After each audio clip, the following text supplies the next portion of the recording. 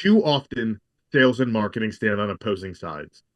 That has to change if we are going to continue to grow and develop.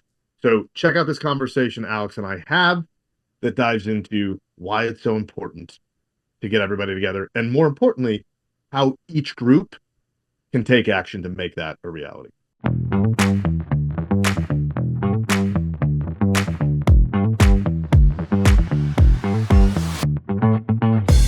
Welcome back to Endless Customers. My name is Alex Winter, and today I'm joined by Chris Duprey, our head coach. Chris, welcome back to the show. Thanks, man. It's good to see you. Good to see you too. Very good to see you. We have a really interesting topic today, and I feel like I need to go into like my prize fighter voice. That's like marketing versus sales in the left corner, in the right corner. Just so today we're talking about marketing versus sales, but specifically we're going to lean a little bit more into the sales side of things. But we hear all too often that marketing and sales have issues. They don't communicate. They tend to be in two separate lanes, and it's very hard to get that cross-pollination that we have found to be necessary in order for major growth, major success. So let's start high level. What are some of the things that you see are some of the problems that tend to happen between sales and marketing and trying to bridge those gaps? Well, so I think that sales is generally just uneducated around what marketing and marketing's role actually is. Right. So Okay. it is very, and again, it depends on the type of selling or the type of sales organization you have. But in a lot of organizations, the sales team is looked at as the prize fighter, is looked at like they get all the attention. They're out grinding. They're out, you know, doing outbound, filling up lead funnels, like making calls, making introductions, meeting people, closing deals, generating rev for the organization. And so in a lot of companies, especially before they start an endless customers journey, the marketers, if there's even marketers, make things like PowerPoint decks. And, and that's how the sales team thinks of them. Oh, they do that social thing and then they create our decks for us, our proposals, right? So if you're in one of those organizations, like you're starting from a position of sales is way up here and marketing's way down here because of, the what we have them doing. Totally. Now fast forward to a company that's doing, some version of Ask You Answer, Endless Customers, where the marketing team is doing a ton of, content creation. And let's even say they're doing the right content creation. So they're doing that They Ask You Answer, Endless Customers content. So content that's driving revenue.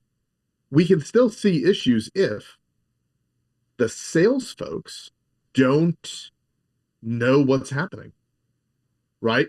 So if we aren't proactive as an organization of talking about what marketing's doing and making sure that sales is leveraging the content that marketing is producing, you will continue to have this gap between the two parts of your organization. Totally. No, absolutely. And that's actually a great segue because I have a stat here from LinkedIn that says 9 out of 10 sales professionals or sales and marketing professionals say that they're misaligned when it comes to strategy, when it comes to process, content, and even culture. And it plays into what you're saying. Why does that happen? And how do we go about starting to have those conversations or figuring out ways as teams to unearth it and have more of a collaborative approach versus you stay in your lane and I'll stay in mine?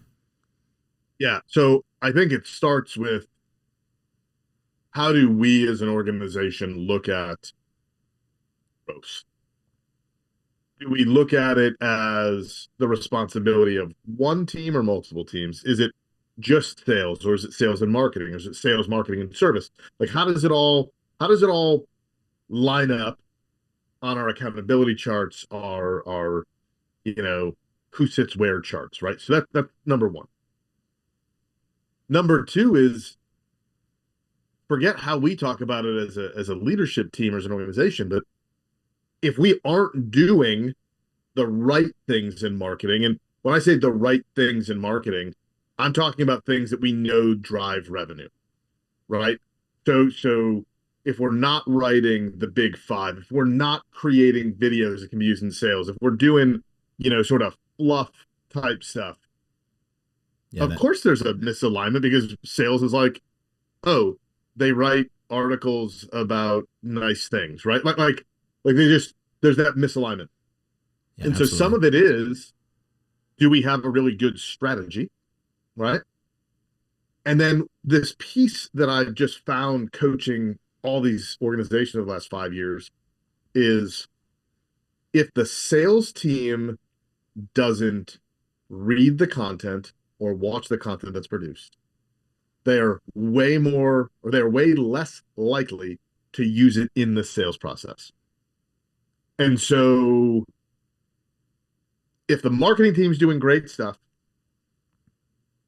but the sales team isn't reading it or looking at it,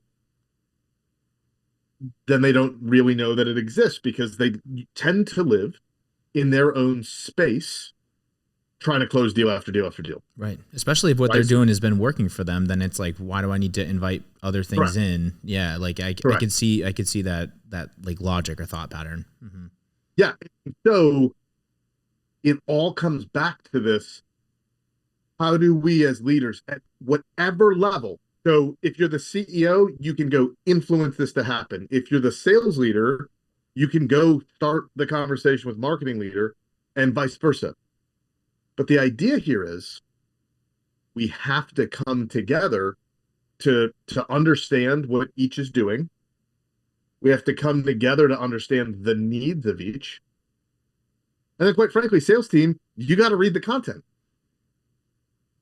Because only then can you say the marketing team's not creating the right content. If you've never read it, then you can't really say that. Yeah. And this is the crazy thing for me is, once you read great marketing content that actually helps buyers make decisions, and you're a great salesperson, you're going to go, holy smokes, if I could just have this article, if I had had that article a year ago, I would have closed 10 more deals, because that's what will happen, right? But that first step out. So if you're doing the right things, but you still have this disconnect, force the consumption of your own content and discussions around it.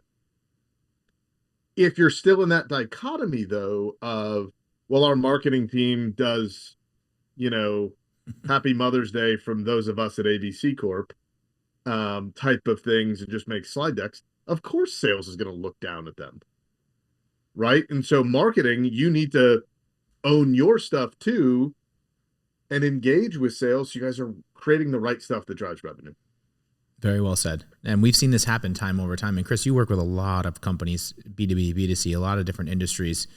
What happens when you start to bridge these gaps and marketing is actually asking these questions to give sales folks better content that they can actually use, and vice versa? Sales folks are actually starting to look at what marketing is doing and trying to help them to push the content and the deliverables they need. Well, like, the whole dynamic changes, right? And so I've coached companies to make everybody read the stuff, or do watch parties, and like we talk about that on top of meet with each other.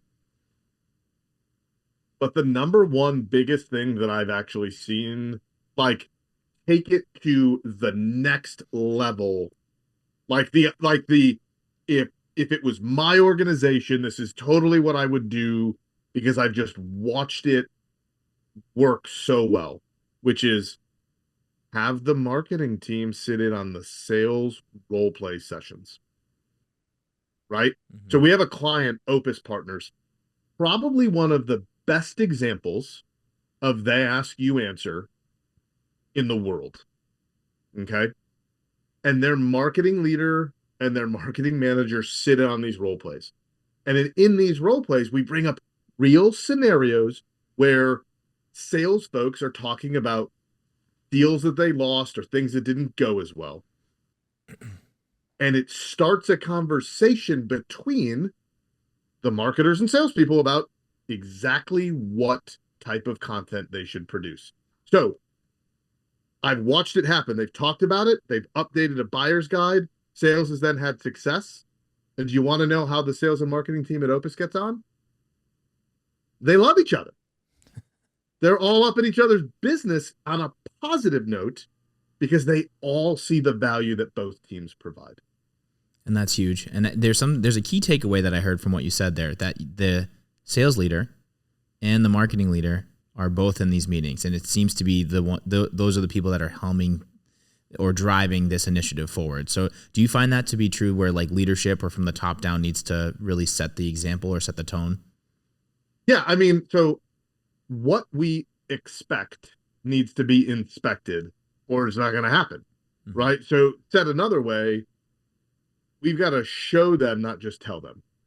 So if we say, you guys have to work together, go to these meetings, and then we don't go ourselves, or we don't participate, or we don't actually embody it, then yeah, of course you're going to have salespeople like, marketing's just making blogs, who cares? Right. And if boss person isn't doing it, then why should I do it? Yeah. Right. And so like leaders should set the example. But it should become so clear, if we're creating the right content and sales is weighing in and sales actually knows what it is, it should be a no-brainer that they should work together because it's helping them close deals. Yeah. Yeah, no, I hear you. It's fascinating too, because I'm on the marketing team here at Impact. You tend to head up most of the sales on the Impact side of the equation as well. And I remember when you were like, hey, we should do watch parties and we should start to watch call recordings. And Austin and I on the video team were like, we need to watch sales calls, but why? And I remember being resistant to it. I really was, and that's the truth.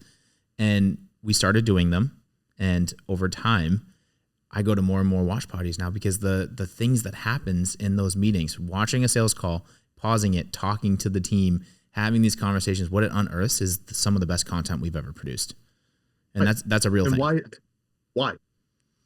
Because we're taking the time to understand what the sales folks are going through and the conversations that they are actually having with real clients. Yes. Like that's the thing. Yeah. Right? So it's this double-edged sword. Salespeople have to read and watch the content that's created. Marketing folks need to watch the calls that salespeople are having so they can actually see the way buyers show up. Right. And what questions they have and what concerns they have. Yep. Yeah. Because here's the deal. If you put a gun to my head and said, what are the last 3 questions that a buyer's asked you? I'm probably not, I'm going to guess. But I'm so in that moment going through it, right, that it makes it harder for me to do what we originally had said in the Ask You Answer, which was like, salespeople, if you hear a question, you should be asking yourself, is it on my website? If not, I should write it down. Yeah, we still do that if you can remember. But holy smokes, with AI, with all this stuff, record your calls, make marketing listen to them. And because they're going to be like, when sales listens, we're listening to see how could we have closed it from a sales perspective. When marketing's listening to it, they're going, where was the buyer uneducated? And how could we have made this a simpler conversation for sales? And here's the thing. When sales sees marketing doing that, and marketing is now proactively creating things that they know that will help, and when marketing sees that sales is willing to have the conversations, that they're actually reading the content, that's when you create this group that comes together to achieve great things versus 2 groups in silos that don't talk to each other. That's so true. Really well said. All right, so I have a question for the marketing folks here. In an ideal world for the sales teams, right, what support do they need from marketers like us and from the marketing team? And how does that look like in action? You used Opus as an example, but like in a perfect world, they Ask You Answers adopted, sales and marketing teams working together. What can marketing do, or like what's going to be best for support for sales? So here's the biggest thing, right? Marketers need to be proactive. And while we will also focus attention on salespeople of how they can be better to the marketers, bottom line is, marketers, you probably need to take the first step because sales is ingrained in the way that they've done things. And so the easiest path is truly understand what they do, right? And there's a couple ways you can, if you go and do in-person meetings, go with the salesperson. If you know, if you're in an industry that like does work, so let's say a home improvement industry, not only go with a salesperson to see what that's like, but marketers go with the crew that does the work to see what you actually do from a work perspective, right? Because the more that you actually know about the product, service, and the customer, the more sales is going to lean into you. And the more proactive you are at either asking the right questions or understanding what's happening, the more they're going to want to engage with you. Okay. Yeah. No, that makes total sense. And the deeper understanding that you have with anything, at least for me on the marketing and the creative side, I want to know everything so that I can convey the messages the best way that I can. And you can't do that if you don't have a deep understanding of these things. Right. So let's use an example of us. Okay. Right.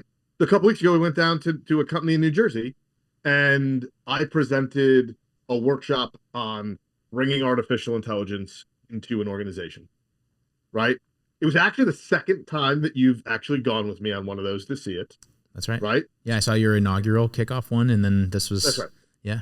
Like less than 6 months later, here we are doing it again. Yeah. But the idea is, it wasn't like, I'm sure that, like, again, we know each other pretty well, so it's fun to just hang out and do that stuff. But you got to see how real customers and clients of ours responded to something that we delivered. Yes. Right. Absolutely. And so for me, I don't feel like I have to tell you as much to be like, hey, bro, we need to do some more on, I could really use a piece to help me close some more of these workshop deals, or to get to next steps, or to get to this thing. And you now know exactly what the CEO of that company talked about the whole time that we were going through it. And you have a different perspective potentially on what they found is the most valuable. So now you can come back to me with like, hey man, I think this is the angle, and here's a great video to help with it. Totally. Right? Totally. And that's the beauty of it. And I wouldn't know those things as well if I hadn't gone with you and I hadn't had the chance to see these real customers in real life and their real fears, worries, doubts, and concerns, and then how you shifted that conversation and how you addressed those things. So that was eye-opening for me. Yeah. We also have a real relationship with each other. Right? You're not the videographer and I'm not the head coach, right? So while I'm not saying that everybody needs to be best friends with everybody they work with, but holy smokes, exponentially easier to do this job of whether it's sales or marketing when you actually know each other beyond just hope you had a great weekend. Yeah, absolutely. Right? Absolutely. No, and that's something as a professional videographer, and it doesn't just apply to us, it's for content managers, it's for anyone in marketing. The better rapport you can build with your sales teams, with the people that you work directly with, so you can understand them, so that it's more than just transactional. That's the key to better content, to more authentic content, to building trust, and so on and so forth. So that's really like at its core, I think one of the strongest points is those relationships are instrumental in conveying your messaging correctly. 100%. Yeah, totally. So let's flip the switch now. So we talked about how marketers and what marketers can do for sales. What can sales teams do to help our friends in my side of the pond on the marketing equation? Like what are some things that salespeople could be proactive with to really get marketing more involved with what they do? Lose your ego. Stop thinking that you're the only people that provide value to the organization. It's that simple. Okay. Right? At the end of the day, you need support to close deals, whether that is help with marketing materials, whether that is actually somebody to help you generate leads. Get past whatever is in your head about you're the only person that can help close deals. Second thing is, don't have a comment about content until you've actually read the content or watched the content. Right? Like, no, that's a good one. Don't blow off those things. And oh, by the way, look in the mirror and remember that when you're a consumer, whether it's for the business or for yourself, you do research by looking for things like, how much does it cost? What could go wrong with this product or service if I buy it? Who else does it? Who's the best at it? And what are people saying? Right. Because we all do it. We all do it. So anytime a salesperson blows off the marketing team, I'm like, so who is educating on those things? Well, I am. Like, no, you're not. Because do you want to go into insert any buying experience and have the salesperson be the holder of all the info? And every salesperson will say no. But they still want to be the holder. It's like, times have changed, gang. Yeah. People are going to get the answer. Let's help our marketing team be the ones that provide it by being teammates rather than adversaries. So true. And there is a shift that I've seen quite a bit where salespeople that are maybe really good at what they do, but are stuck in their ways. Maybe they're battling a little bit of the ego because they've had such a great track record. The shift isn't really like you have to change everything you're doing. It's looking at it through a new lens that's like, if you can leverage this team, this marketing team, how many more deals can you close? How many more meaningful conversations can you have? And less of like, I have to spend 20 minutes selling this person when you could spend 5 minutes just closing a deal, right? And that's the difference that we're talking about here, which is a big difference. 100%. Yeah. 100%.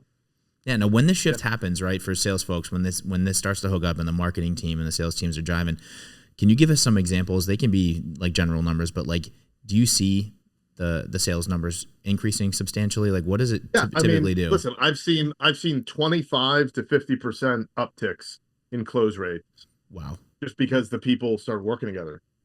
Right. So I think anecdotally, the more educated the buyer is, the more likely they are to buy, and the faster that process is going to be. Yeah. I don't care how highly technical the deal is to how simple it is. If a buyer has to consider it, then it means that education is needed. And when I say something like that, I'm like, I don't do education on guitar picks, right? Like I don't. I play bass, so I know when I'm playing bass with a pick, I want a thicker pick. When I'm playing guitar, I like a medium pick. I don't have to do research on that.